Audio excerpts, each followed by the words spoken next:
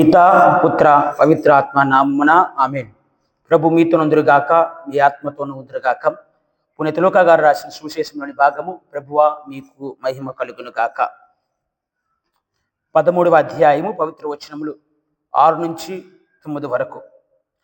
పిమ్మట యేసు ఈ ఉపమానమును చెప్పెను. ఒకడు తన ద్రాక్ష తోటలో అంజూరపు చెట్టు నాటించెను. అతడు ఆ చెట్టు పండ్లు కొరకు చూచెను, కానీ అతనికి ఏమీ దొరకలేదు.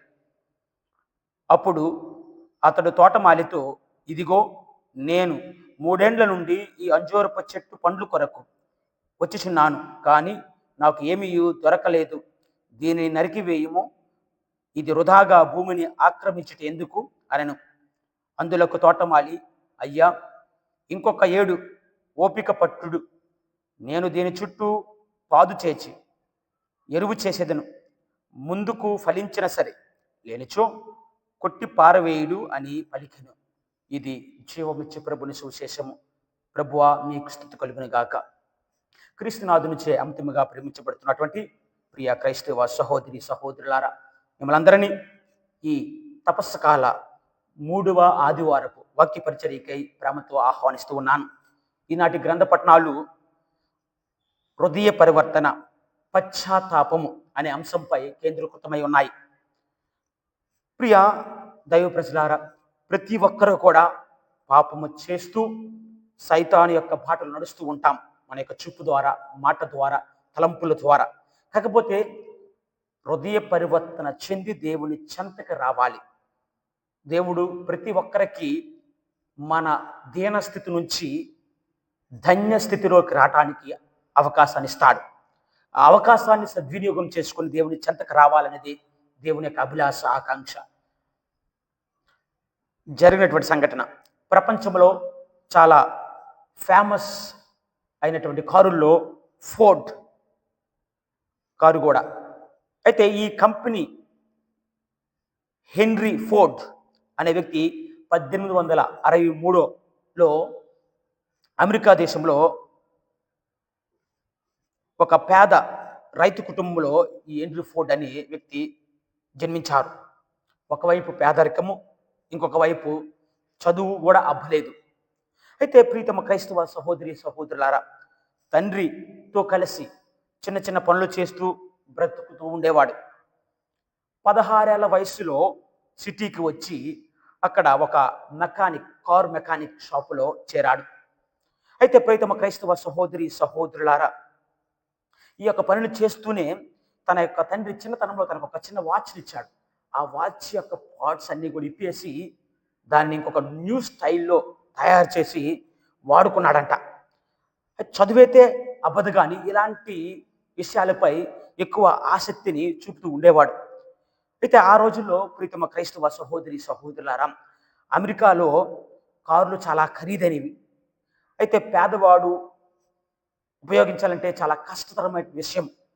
అందుకోసమై పేదవాడు కూడా కారును ఉపయోగించాలి ఒక మంచి కోరికతో ఈ యొక్క మెకానిక్ షాపులో ఈయన పనిచేస్తూ చివరికి మార్ఫీ అనే ఒక ధనికుడు పరిచయం అయ్యాడు. ఆయన సహాయంతో ప్రీతమ క్రైస్తవ సహోదరి సహోదరులారా, చిన్న కార్ల కంపెనీ పెట్టి పేదవారికి కూడా కారును అందించాలనే ఒక మంచి ఉద్దేశంతో దీన్ని మొదలుపెట్టినప్పటికి కూడా ఆ యొక్క పని అనేది అంతగా ఫేమస్ అవ్వలేదు. అయితే రాణించలేదు. చివరికి ఈ మార్ఫీ అనే వ్యక్తి దీనిని మూసివేస్తాను అని చెప్పినప్పుడు ఈ హెన్రీ ఇంకొకసారి బతిమాలుతూ ఇంకొక అవకాశాన్ని ఇమ్మన్నాడు. ఈసారి ప్రీతమ క్రైస్తవ సహోదరి సహోదరులారా, ఈ మార్ఫీ అనే వ్యక్తి ఈ హెన్రీకి అనేక మందిని పనివారిస్తూ వారి యొక్క సలహాలను కూడా తీసుకోండి, అప్పుడు మీరు అందరూ ఫేమస్ అవుతారు అని చెప్పినప్పుడు ఇది ఆయనకి నచ్చలేదు. అంటే నేను బయటకు వచ్చేసాడు. చివరికి తన ఫ్రెండ్, స్నేహితుడి యొక్క సహాయంతో, తన యొక్క సహాయాన్ని పొందుతూ ఒక చిన్న కారు షెడ్ని మొదలుపెట్టి మంచి డిజైన్ చేస్తూ మోడల్ టీ అనే కారును మొదలుపెట్టాడు. ప్రీతమ క్రైస్తవ సహోదరి సహోదరులారా, అప్పటిలో అమెరికాలో 50% పైగా ఈ మోడల్ టీ అనే కారులనే వాడేవారు. హెన్రీ చాలాసార్లు ఫెయిల్ అయినప్పటికీ కూడా ప్రయత్నాన్ని వదిలిపెట్టలేదు. చివరికి ఆ ప్రయత్నించాడు, ఫలాన్ని పొందాడు. ప్రీతమ క్రైస్తవ సహోదరి సహోదరులారా, మన జీవితాల్లో కూడా ఈ పాపపు జీవితం నుండి బయటపడడానికి ప్రయత్నిస్తున్నప్పుడు చాలా చాలాసార్లు ఒడిదడుకులు వస్తుంటాయి. చాలాసార్లు మనం విఫలం అవ్వచ్చు. కానీ దేవుని యందు నమ్మకం ఉంచి, దేవుని యందు విశ్వాసం ఉంచి ముందుకు నడవాలని ఈనాటి గ్రంథ పట్టణాలు కూడా మనకు బోధిస్తూ ఉన్నాయి. ఈనాటి సువిశేష పట్టణం ద్వారా మనకి 4 విషయాలు నేర్చుకోవాలి. అంజూరపు చెట్టు ఉపమానం ద్వారా, అందులో యజమానుడు పరలోక తండ్రి, తోటమాలి క్రీస్తు ప్రభు, తోట సకల మానవాళు, అంజూరపు చెట్టు నువ్వు నేను. కాబట్టి ప్రీతమా క్రైస్తవ సహోదరి సహోదరులారా, మన బలహీనతల నుండి బయటపడితేనే దేవుడు తన యొక్క మహిమను చూపుతూ మనల్ని లేవనెత్తాడు. మనము దానిని ఇచ్చినటువంటి దేవుడు వస్తున్నటువంటి ప్రతి అవకాశాన్ని సద్వినియోగం చేసుకోవాలి. సద్వినియోగం చేసుకుని పాపపు స్థితి నుంచి బయటపడినప్పుడే దేవుని యొక్క కృపను దయను మనం పొందగలం. ఈనాటి మొదటి పట్టణం చూస్తే మోసే పిలుపును, దానికి ముందుగా మనం చూస్తే ఇజ్రాయేలు ప్రజలకు అదేవిధంగా ఐగుప్తులకు మధ్య జరుగుతున్నటువంటి ఆ యొక్క దెబ్బలాటలో మోసే ఒక వ్యక్తిని చంపి, ఐగుప్తుని చంపి పారిపోతాడు. తన మామ దగ్గర చేరుకుంటాడు. ఇప్పుడు తన మామ అయినటువంటి హిత్రో మందలను మేపుతుండగా దేవుని యొక్క పిలుపును మళ్ళీ అందుకుంటాడు. ప్రీతమ క్రైస్తవ సహోదరి సహోదరులారా, ఆ యొక్క పిలుపులో ప్రభు అంటున్నారు, నేను నా ఇజ్రాయేలు ప్రజల యొక్క ఏడ్పులను, వారి యొక్క కన్నీటి బాధలను నేను చూశాను, వాళ్ళు విడిపించు అని చెప్పినప్పుడు మోసే, నీ యొక్క పేరేంటి? ఒకవేళ నీ యొక్క ప్రజలు నీ పేరుని అడిగితే నేనేమని చెప్పాలి చెప్పినప్పుడు, నేను ఉన్నవాడను, అబ్రహాము యాకోబు ఈసాకు దేవుడిని చెప్తూ నేను ఉన్నవాడని చెప్పు అని చెప్పినప్పుడు, ఈ విధముగా ఇజ్రాయేల్ ప్రజలకు మోసే చెప్పినప్పుడు వారు విశ్వసించారు, వచ్చారు. ప్రీతమ క్రైస్తవ సహోదరి సహోదరులారా, మోసే తన యొక్క అవకాశాన్ని సద్వినియోగం చేసుకున్నాడు. మళ్ళీ దేవుడు పిలుపు ద్వారా మోసేకి ఇంకొక అవకాశాన్ని ఇచ్చాడు. అవకాశాన్ని వినియోగం చేసుకొని దైవ ప్రజలను, దేవుని యొక్క ప్రజలను ముందుకు నడిపించడానికి ఆ అవకాశాన్ని వాడుకున్నాడు.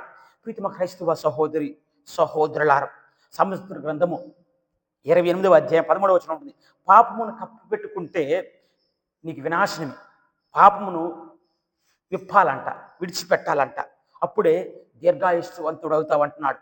యోబు గ్రంథంలో 31వ అధ్యాయం 33వ వచనంలో పాపాన్ని అంగీకరించాడు, దేవుని యొక్క దీవెనలను ఆశీర్వాదాలను పొంది ఉన్నాడు. కీర్తన గ్రంథము 32వ కీర్తన వచనములు 3:5లో చూస్తే పాపాన్ని ఒప్పుకోమంటున్నాడు. మరి బైబిల్ గ్రంథంలో కూడా ప్రతి ఒక్కరికి ఒక అవకాశాన్ని ఇచ్చాడు. అవకాశాలు వారు ఉపయోగించుకున్నారు, నీతిమంతులుగా పరిగణించబడ్డారు. మోషే నెత్తివాడు, అదేవిధంగా నోవా తాగుబోతు, అబ్రహాము వృద్ధుడు, యాకోబు మోసగాడు, గిదియోను పిరికివాడు, యోనా పారిపోయినవాడు, పేతురు దురుస్తనము కలవాడు, తోమ అవిశ్వాసి, పౌలు గారు హంతకుడు. ప్రీతమ క్రైస్తవ సహోదరి సహోదరి అందరికీ కూడా దేవుడు ఒక అవకాశం ఇచ్చాడు. కాబట్టి మన అంతస్తులు అర్హతలు కాదు దేవునికి కావలసినది, మనం అర్పించుకునే గుణం. మనల్ని మనం ఏ విధంగా దేవునికి వినయపూర్వకంగా అర్పించుకుంటున్నాం అనేది దేవునికి కావాలి. కాబట్టి దైవ ప్రజలారా, ఈనాటి సువిశేష పట్టణము కూడా 13వ అధ్యాయము 1వ వచనం చూస్తే లోకాసు వార్తలో, హృదయ పర్వత చెందకపోతే మీరందరూ నాశనం అవుతారంటున్నారు. ఎందుకంటే ప్రీతమ క్రైస్తవ సహోదరి సహోదరులారా, అక్కడ ఒక చిన్న సంఘటనలు ఏంటంటే, పిలాతు మహా గురుడు అయితే అక్కడ చాలామంది ఈ యొక్క యెరూషలేము దేవాలయం సమీపంలో చాలామందిని ఈయన చంపేశారు. వాళ్ళందరూ కూడా ఏంటంటే బహుశా గలీలీలు అనుకుంటున్నా, అంటే వాళ్ళు గలీలియా ప్రజలైనప్పుడు కూడా వారు బహుశా జలట్స్, తిరుగుబాటు తెగ చెందిన ప్రజలు. వీరందరినీ కూడా చంపేసి వీరి యొక్క రక్తాన్ని పశువుల యొక్క రక్తముతో కలిపి అర్చన చేశాడు. అదే విధముగా ప్రీతమ క్రైస్తవ సహోదరి సహోదరులారా, ఈ విషయాన్ని ప్రభువునకు చెప్పినప్పుడు ప్రభువు వీరు అనుకున్నారు, నిజంగా క్రీస్తు ప్రభు ఈ మాట విన్న తర్వాత గలీలీని చంపి ఉన్నారు కాబట్టి ఈ యొక్క రోమీల మీద విరుచుకుపడి కోపముతో విప్లవకారులతో చేతులు కలిపి వీరికి విముక్తిని తీసుకురావడానికి, ఇజ్రాయేలు ప్రజలకు విముక్తిని తీసుకురావడానికి క్రీస్తు ప్రభు దోహదపడతాడనుకున్నారు. కానీ దీనికి విరుద్ధముగా క్రీస్తు ప్రభు వారు మనిషి మారు మనసు చెందాలి, మనిషి పుణ్యక్రియలు చేస్తూ దేవుని యొక్క సన్నిధికి రావాలి అని తెలియజేస్తూ ఉన్నాడు. చివరికి క్రీస్తు ప్రభు సిలోజం అనే బురుజులో జరిగినటువంటి సంఘటన కూడా విన్నాడు. ఇది క్రీస్తు ప్రభువుకు తెలుసు. అయితే ఇక్కడ వీళ్ళందరూ కూడా ప్రజలు ఏ విధంగా చెప్తున్నారంటే, పాపాత్ములు అందరూ కూడా దేవుని యొక్క ఆగ్రహాన్ని పొంది మరణించారని అంటున్నారు. కానీ క్రీస్తు ప్రభు అంటున్నారు, వాళ్ళ కాలంలో కాదు, ఈ కాలంలో కూడా అలాంటి వ్యక్తులు ఉన్నారు. అలాంటి వ్యక్తులు మారు మనసు పొందాలి అని క్రీస్తు ప్రభు 2 మార్గాలు ఇస్తున్నాడు. పాపము చేసిన తర్వాత కూడా మారు మనసు పొంది జీవించాలి. పాపములో ఉండకుండా పుణ్యములో నడవటానికి మనము ఒక అంకురార్పణం చేయాలని అంటున్నాడు. రెండోది ఏంటంటే, పాపం చేసిన తర్వాత కూడా మన పాపము తెలుసుకొని మారు మనసు పొందడానికి దేవుని చెంతకు రావాలి. నువ్వు చేసినది పాపం అని గుర్తు చేసుకోవాలి. రెండోది దేవుని చెంతకు రావాలి. మరి ప్రీతమ క్రైస్తవ సహోదరి సహోదరులు, నీ యొక్క పాపాన్ని విడిచిపెడితే కానీ నీకు దేవుని యొక్క దయాకృపను పొందలేవు. చరిత్రలో జరిగిన సంఘటన, అలెగ్జాండర్ ద గ్రేట్, అలెగ్జాండర్ చక్రవర్తి ఈ ప్రపంచాన్ని జయించాడు. తన సైన్యముతో దేశాల మీద దండెడుతూ వారు జయిస్తూ ఉండగా, ఏ దేశం మీదనైతే తన యొక్క సైన్యం విజయం పొందిందో ఆ దేశంలో ఉన్నటువంటి బంగారం, వజ్ర వైడూర్యాలు అన్నీ కూడా బహుమానంగా ఈ సైన్యం ఇస్తూ ఉండేవాడు. వీరు చివరికి అనేకమైనటువంటి దేశాల మీద దండెత్తి జయించినప్పుడు చివరికి ఈ యొక్క బంగారాలను, వెండిని, వజ్ర వైడూర్యాలను మోయడానికి చాలా కష్టంగా ఉంది. అయితే తాను పర్షియా దేశం మీద దండెత్తిన సమయంలో ఈ యొక్క సంఘటన గుర్తించి, వారు మోయలేనటువంటి యొక్క స్థితిని గుర్తించి అలెగ్జాండర్ వారి యొక్క బంగారాన్ని, వెండిని, వజ్ర వైడూర్యాలన్నీ కూడా తీసుకొచ్చి కాల్చివేస్తాడు. అయితే వారికి చాలా బాధ అనిపిస్తుంది, తమకు బంగారాన్ని కోల్పోతున్నాం, వజ్ర వైడూర్యాలను కోల్పోతున్నామని. కానీ చివరికి వాళ్ళకి అర్థమవుతుంది ఏంటంటే, ఈ యొక్క బరువును కోల్పోయి వారు తేలికగా సులభముగా నడుస్తూ ఈ యొక్క పర్షియా దేశాన్ని జయించడానికి వెళ్తున్నామని గ్రహించి పర్షియా అదేవిధంగా మిగతా దేశాలను జయించి ప్రపంచాన్ని జయించారు. ఇక్కడ బరువు తగ్గించుకున్నారు, ఈ ప్రపంచాన్ని జయించారు అలెగ్జాండర్ సైన్యం. మరి అదే విధముగా దైవ ప్రజలారా, మనము కూడా పాపం అనే బరువును తగ్గించి ఆత్మను జయించుకుంటూ పరలోకాన్ని పొందాలి. మరి దానికి మనము దోహదపడుతున్నామా? దానికి మనం ప్రాకులాట చెందుతున్నామా? పాపము జీవితాన్ని విడిచిపెడితే కానీ దేవుడు నీకు పరలోకాన్ని ఇవ్వడు. ఎందుకంటే దైవ ప్రజలారా, దేవుడు ప్రతి ఒక్కరికి ఒక అవకాశాన్ని ఇస్తున్నాడని ఈనాటి మొదటి పట్టణం ద్వారా మన ప్రభు తెలియజేస్తూ ఉన్నారు. వారి యొక్క అవకాశాన్ని మనం సద్వినియోగం చేసుకొని దేవుని సన్నిధికి వస్తూ నీతిమంతులుగా ఎదగడానికి, దేవుని యొక్క మహిమయుత కిరీటాన్ని పొందడానికి మన యొక్క అనుదిన జీవితంలో ప్రయత్నించుదాం.